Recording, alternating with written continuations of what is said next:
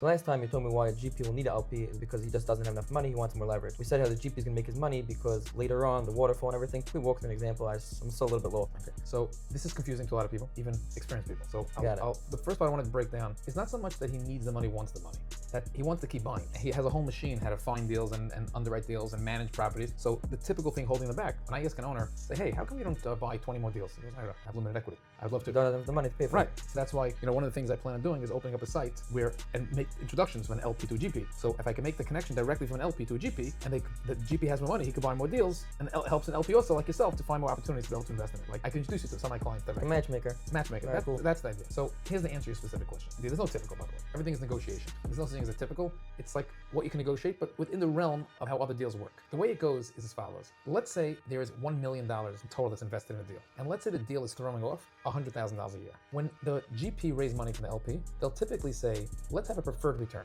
Everybody makes on the money they put in 8%.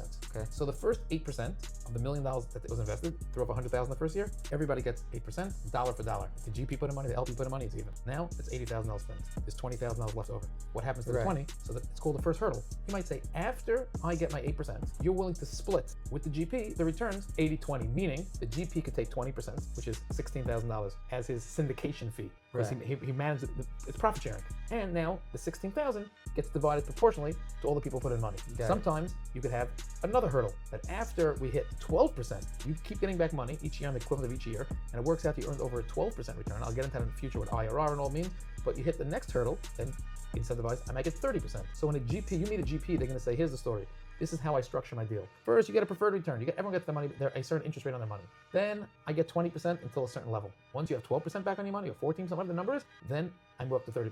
And sometimes it gets higher, sometimes it stays flat. Everyone has different structures that they go into. Exactly. So in the beginning, they're all getting even slices of the cake. Later on, he'll take a bigger piece of the cake and they'll split the rest. Exactly.